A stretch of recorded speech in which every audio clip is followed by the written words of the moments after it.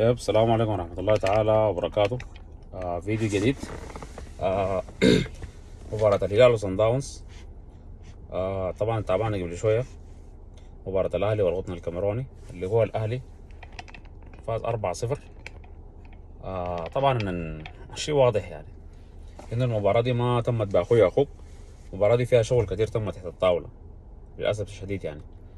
وكده الأهلي يكون عمل 7 نقاط، اللي هو ستيل في المركز الثالث، باعتبار عنده مباراة في الجولة الأخيرة مع الهلال. وإذا فاز فيها حيعمل 10 نقاط. بعد ذاك بتجي حسابات طبعا أول حاجة بتتوقف على نتيجة الهلال وصن داونز بكرة. إن شاء الله الهلال يقدر ينتصر على صن داونز، لأن الهلال لو انتصر على صن داونز الهلال خلاص مباراة الأهلي حتكون مباراة ما عندها أي معنى. لكن لا قدر الله لو الهلال يعني طلع بنتيجة، يعني لا قدر الله مثلا خسارة، الهلال ممكن بيكون في وضع سيء، لأنه المباراة حتكون في الأهلي. مش إنه عشان الأهلي قوي أو الأهلي يعني سهل جدا إنه ينتصر على الهلال، لكن المباراة حتخضع لحسابات تانية، اللي هو حسابات تحكيم، حسابات ال ال ال ال ال ال ال التأثير بتاع الإعلام المصري بعد المشكلة الأخيرة بتاعت الشناوي، الجمهور، في شغلات كثيرة حتتم، فما حتكون في صالح الهلال. عشان كده أنا بتمنى إنه الهلال بكرة لازم ينتصر عشان يحسم الموضوع، وتكون مباراة الأهلي مباراة حبية ما عندها أي معنى. مش حبية، أنا ما أقدر أقول حبية لأن أصلا بيناتنا ما في محبة ولا شيء. هتكون مباراة بس تواجب. فالهلال بكرة إن شاء الله ما عنده حل غير إنه لازم ينتصر عشان يلعب كرة الأهلي المصري من دون أي حسابات. يعني صراحة أنا كنت متوقع إنه القطن الكاميروني، رغم إنه الأهلي ناشئ الاتحاد الأفريقي، إنه يعني ضرورة مراقبة الهلال وصن داونز، مباراة الهلال وصن داونز غدا، عشان تكون المباراة يعني في إطار اللعب النظيف. لكن الشيء اللي حصل في مباراة الأهلي والقطن الكاميروني أنا شايف دي ما كانت مباراة فيها لعب نظيف نهائي. فواضحة جدا المباراة دي ملعوبة يعني. وطبعا أكيد الاتحاد الأفريقي ما هيحرك ساكن، لأنه ده الأهلي. لو كان أي فريق تاني كان أكيد هيفتح تحقيق وكده.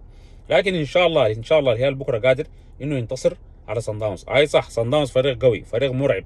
يعني اذا عملت استفتاء حتى في جماهير الهلال بيقول لك صن داونز ممكن يفوز، لكن انا بشوف في النهايه صن داونز ده فريق 11 لاعب والهلال 11 لاعب خلاص. ودي اللعيبه ودي اللعيبه. بعد ذاك انا بجي بشوف على حسب الشخصيه بتاعت اللاعبين جوا الميدان، على حسب الرغبه بتاعتهم، على حسب التكتيك اللي بيلعب بيه والمدرب. طبعا كلنا شفنا يا جماعه صن داونز ده بيلعب كوره فيها يعني زي بريس هاي، الضغط بيلعبوا ضغط عالي.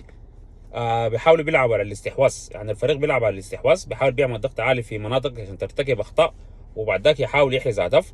زائد انهم عندهم ميزه اللي هو التسديد من خارج مناطق الجزاء، يعني بيسددوا بيجيدوا التسديد من خارج مناطق الجزاء. شفنا لهم اهداف كثيره حرزوها من عن طريق التسديد. فالهلال بغض النظر عن الطريقه اللي بيلعب بيها او التشكيل اللي بيلعب بيه او اللعيبه اللي حيشاركوا في المباراه، الهلال لازم ياخذ في الاعتبار انه المباراة دي لازم الهلال يعمل يعني نوع من يعني يلعب بدفاع منطقة. يعني صراحة للأسف أنا ما بحب دائما الفريق اللي بيلعب بدفاع منطقة أو ديفنس زون وكده، لكن صراحة قدام سان داونز هو فريق بيتقدم، يعني المدافعين بيطلعوا لقدام عشان يساعدوا في بناء اللعب والصناعة، فبيتركوا مساحات ورم. فأنا بشوف الهلال بكرة مطالب إنه لازم الخط بتاع الوسط ده يكون مقفل. تمام، الخط بتاع الوسط يكون مقفل، يعني ما تديهم مساحات انهم ياخذوا، يعني ممكن يعملوا تمريراتهم في ملعبهم الخاص بين، لكن من وسط الملعب واللي جاي لازم ما تديهم الحته بتاعت انك هم ياخذوا راحتهم في التمرير وبناء اللعب. واهم حاجه لازم تتقفل زاويه التمرير، لانه احنا بنلاحظ سان داونز هو اثناء ما بيمرر فبتيجي في لحظه معينه بيلعب باصات بينيه، بيضعوا المهاجمين بتاعهم في انفراد او بيسددوا من خارج منطقه الجزاء. فاذا الهلال مطالب انه معركه خط الوسط لازم يكسبها. فانا بشوف الهلال لو كسب معركه خط الوسط صن داونز ما حيقدر يعمل حاجه وكده. فاتمنى ان المدرب يقدر يخط التشكيله المناسبه، يخط اللاعبين القادرين انهم يقدروا يعني يسدوا منافذ القوه بالنسبه لصن داونز. انا ما حقدر اتوقع تشكيله معينه، لكن انا بتوقع انه المدرب حيلعب بنفس الطريقه او بنفس اللعيبه اللي هم لاعبين في المباريات. فبتوقع هو نفس التشكيله. اظهر عثمان ديوف، ايرينج، وابراهيم ايمورا، دول حيكونوا في خط الظهر. وطبعا الحارس حيكون ابو 20. وخط الوسط في الغالب حنشوف بوجبا، ابو عاقله، وديفيد ايبانجا، او احتمال نشوف انجوما بديل لديفيد ايبانجا.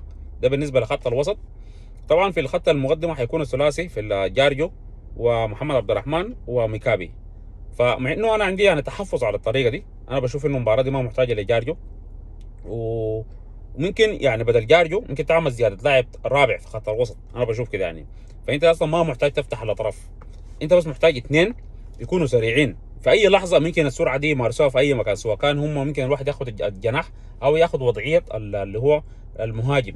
فانا بشوف انه خط الوسط لازم يكون في عدد كبير من اللاعبين. فانا بشوف انه لو هو شارك بالثلاثه مثلا في الدفع الغالب هيحصل يعني، هيكون بوجبا، هيكون ابو عاقله، هيكون باتريس انجوما، دي ثلاثه في النص، يكون رابعهم عبد الرؤوف. بعد ذاك يكون في اثنين قدامهم اللي هو ميكابي ومحمد عبد الرحمن. يعني كيف يعني؟ مثلا ميكابي ده ممكن يكون اللاعب المحطه، او محمد عبد الرحمن ينزل يستلم ويخلي المهمه بتاعت المهاجم الصريح لميكابي، عشان هو محمد ذاته بيجيد التخزين وبيجيد التمرير، زائد انه عبد الرؤوف بيجيد الاستلام والتمرير، ميكابي بيجيد السرعات. فانا بشوف انه ميكابي هو اللي يكون في مركز المهاجم الصريح، باعتبار انه محمد عبد الرحمن وعبد الرؤوف يكونوا تحت لميكابي عشان يستلموا ويكونوا دور المحطه، يعني يستلموا باي وضعيه ويلعبوا في المساحه لميكابي. طبعا ميكابي لاعب سريع جدا جدا، فانت ممكن لو لعبت له التمريره باي وضع هو ممكن يقدر يكون سريع ويقدر يشكل خطوره وكده. طيب بعد ذاك هو بعد ما ينطلق، بعد ذاك بينضم له محمد عبد الرحمن، وممكن الفريق ثاني كله يطلع لقدام. ففي اللحظه اللي احنا فقدنا الكوره، بعد ذاك الفريق يرجع ثاني اللي هو في المناطق ويقفل زوايا التمرير وما يديهم فرصه انهم يتقدموا اكثر. هم لو في ملعبهم بيعملوا تمريرات ما مشكله، لكن مجرد ما يصلوا خط الوسط بعد ده الفريق شنو يقدر يعني يقفل المنافس، ما يكون في منافس التمرير، وزاويه التسديد برضه تتقفل. فانا بشوف دي الطريقه المناسبه جدا جدا انك تقدر تتغلب على صن داونز، واهم شيء ما يجيبوا فينا هدف مبكر يعني. وفي النهايه انا بقول شنو؟ بقول انه الهلال مطالب مطالب مطالب مطالب، يعني احنا كنا متاملين انه الغوث الكاميروني يتعادل او يفوز على الاهلي عشان تكون المباراه القادمه مباراه سهله للعيبه، لكن للاسف الشديد خسر المباراه. فالهلال غدا مطالب انه لازم يحقق انتصار على صن داونز عشان نضمن التاهل، او اسوأ الفروض المباراه تنتهي تعادل. فبعد ذاك مباراه الاهلي بتكون عندها حسابات شويه اقل، او بيكون الضغط اقل شويه. فان شاء الله الهلال يحقق النصر. انا ان شاء الله بتمنى الهلال يفوز، والهلال ان شاء الله قادر على كده.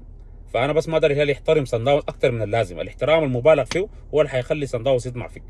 فلازم يكون في توازن في اللعب، وان شاء الله الهلال قادر انه يحقق فوز على صن داونز، وان شاء الله نتلاقى بكره بعد المباراه باذن الله.